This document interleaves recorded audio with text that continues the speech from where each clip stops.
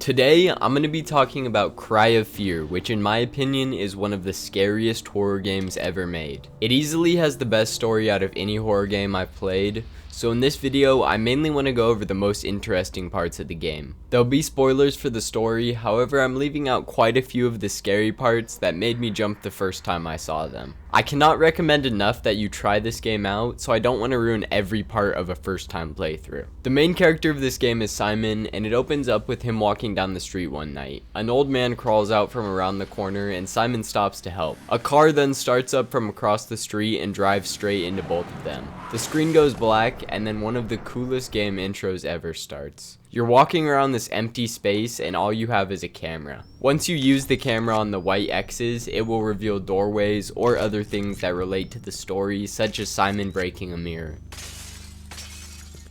This next part made me jump out of my seat the first time I played. After that jump scare, Chapter 1 Lost in a City starts. All you have at first is a knife and your cell phone, which doesn't work. For the first puzzle in this game, you needed to find two pieces of paper which have the username and password to this computer. Once you enter them both in, the computer will open up and the password to a padlock will show. It's completely randomized every time, so you can't just look it up. That was how the first enemy of the game was introduced. The game really wants you to know that you're weak compared to these monsters. The knife does almost zero damage and the enemies move very sporadically.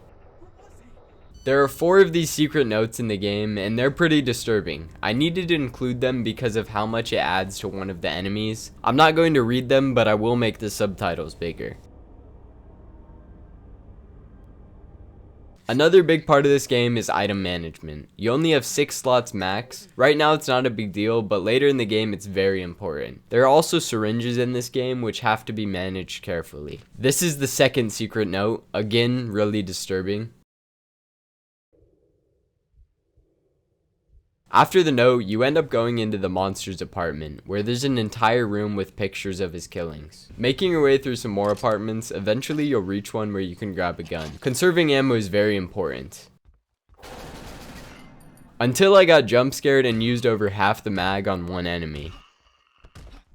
I ended up finding note 4 before note 3. The kitchen chairs, as well as pots and pans, were on the wall in this room. Secret note number 3 was on the floor in front of this door with crime scene tape.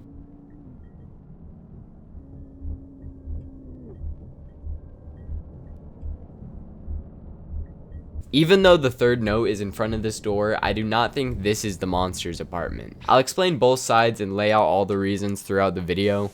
The first being you take a VHS tape back to the apartment with the room full of the pictures, which starts playing a video of someone getting killed. This is to give you the code, which was also mentioned in the third note. After the code is used, the first boss fight starts. This one is against Sar. I know, the name might be a little bit simple, but the boss design is really creepy. Once you stagger it, it will drop down and reveal the weak spot on its back.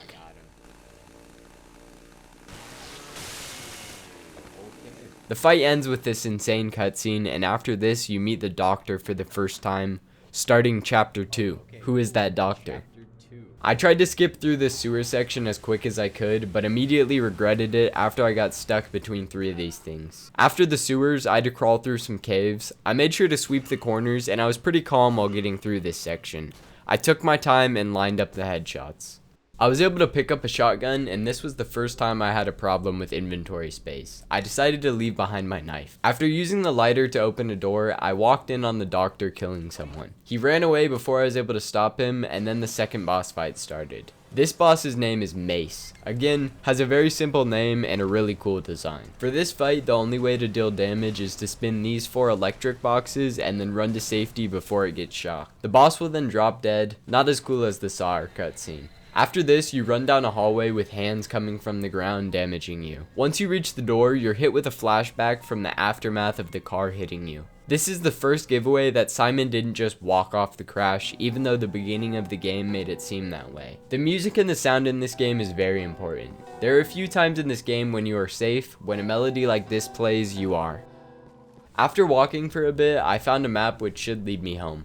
Going back to the crime scene room at the apartments, the very first time I played this game, I thought that the monster did own that apartment because of the tape on this door. However, rewatching the recording, and like I explained earlier, the VHS tape worked in the room with the pictures, and it also correlated with instructions from the secret notes. This was my first time encountering the Saw Runner, who is easily the scariest enemy in the game, and also who I believe to have written the notes. Simon jumps off, escaping the Saw Runner for the first time. After that, you wander into a park, which had my favorite puzzle in the game. There are 4 different animal statues, and you have to move each one a different direction. This wasn't the hardest puzzle by any means, I just really liked the clues and thought it was unique. Each animal either went north, west, south, or east.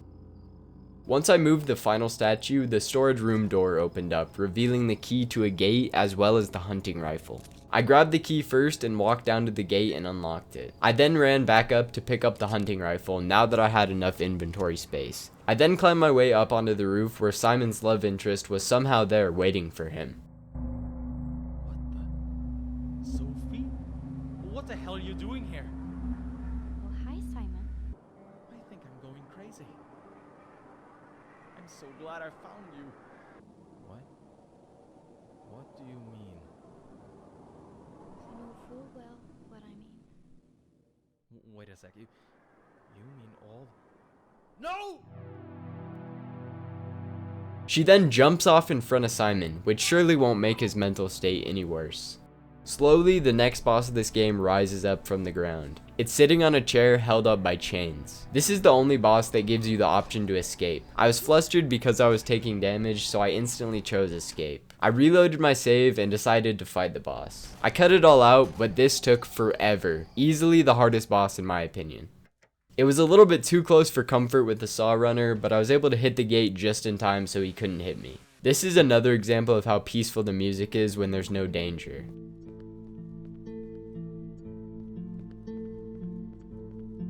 And this is the exact opposite.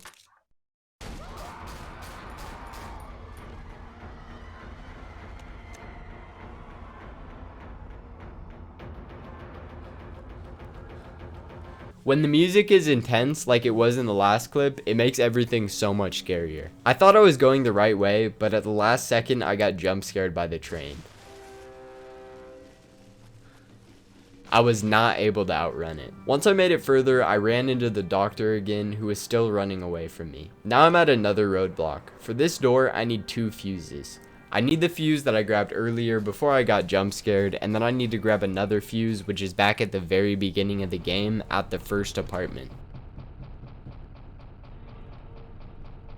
I eventually made it back, and now I could enter the taped off room. This room was the scariest to me for the fact that there was health and a save station. The blood also didn't help.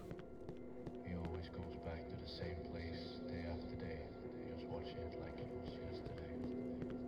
Despite the fact that it causes him tremendous anxiety, he insists on returning. It seems as though Simon became extremely depressed after he was hit by the car, returning to the same spot day after day. But still, not all the pieces are there yet. I was able to grab the fuse after the hallway section and then got a ladder in this cool swimming part. I used the ladder and was finally able to escape the building. I eventually made it back to the subway and plugged in the first fuse. Now that the difficult one is out of the way, I need to go and grab the fuse I used earlier. I was slowly hobbling around because my health was so low. After making it through with what looks like 1 health, I grabbed the fuse. I finally returned to the station and plugged in the final one.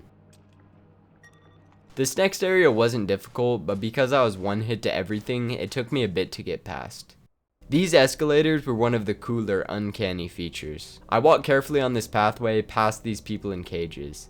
They didn't look like Simon, but they also didn't look like monsters. I made my way through the evil door and got transported to what looks like an asylum hallway. The next door took me to a padded room, the note on the floor being titled "My Life."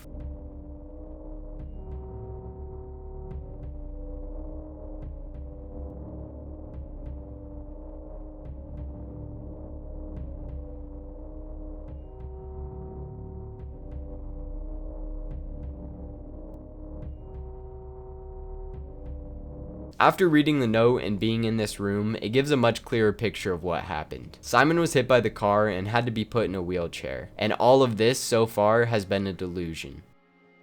After the padded room, I made it to the train, which has now fallen off the rails. Chapter 6 starts off just like that. I also lost my bag, so now I can only carry 3 items max. After parkouring my way up the train, it plummets down. Now that I lost everything, all I have is a stick and a small lantern for light. Plus, I can hear the saw runner in the distance. Eventually, he full charges at me, but I'm able to book it the other direction and escape. These enemies couldn't move, but they still made me jump. I ran into the scientist for the final time, where he asked me for a gun. I made sure it was empty and handed it over. In return, he gave me some keys to make it through the gate. I shouldn't have trusted him because he shot me in the leg. Now I permanently have less health. This was easily my second favorite puzzle. You have to collect 2 pieces, which will give you a unique number. Once you have the number, dial it into this phone. Simon will pick up the phone, and now you can get the padlock code. You'll find it by using this telescope to read the numbers from outside the window. Use the numbers to unlock the attic door, and finally it's time for the doctor boss fight. You just need to stay back and shoot him when he pops up. After the fight ends, this plays. Simon, the pills by itself won't make you feel better. You have to do something more than that. I recommend that you try a new modern treatment called cognitive therapy. What's that?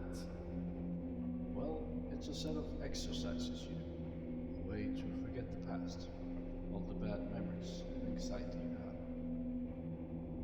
Are you interested in books, Simon? I don't know. Why? All right. I just wanted to find out, because I want you to try out something. I want you to write a book about how you feel. Do you think you can do that? I guess so. I can try. After the flashback is over, Simon goes ballistic. Chapter 7 starts, and I actually started to feel comfortable while playing. There are birds out chirping, and the sun is starting to shine. What that cutscene almost fully confirmed for me is that none of this is real. Simon is actually in a wheelchair just writing a book about these awful things happening to him because he feels horrible inside. Aside from that, this boat section was very cool. I made it out of the woods and back into my neighborhood. After walking for a while, I finally made it to my house. Mom! Mom! I searched the house but couldn't find anybody. I went upstairs, and that's when I found the book, confirming what I had thought.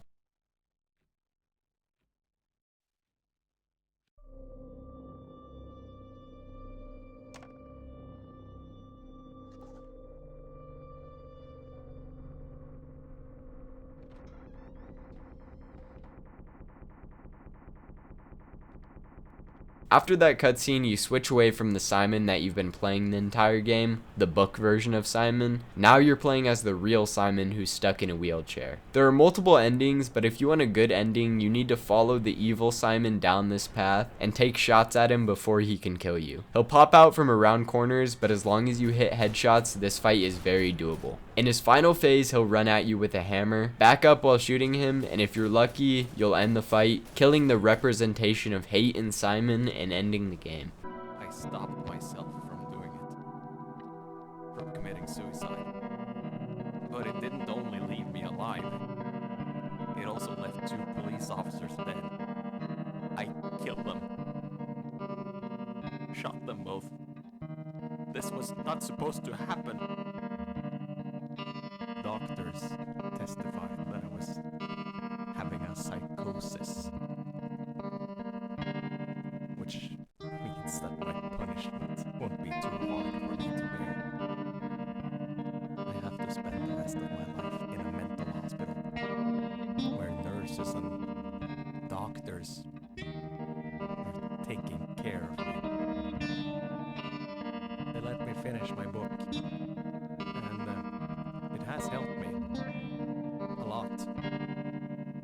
I wrote a happy ending, just for myself. I feel better now. I am more at peace with myself, even though I'm still stuck in this wheelchair. But I accept that now. I can never forgive myself for shooting those 2 officers though. But I have so many supportive people around me now, so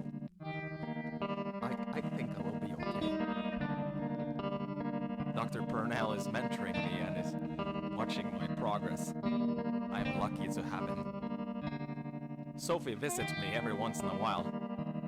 On the doctor's letter, that is. They still think her visits are too destabilizing for me and that it hinders my progress.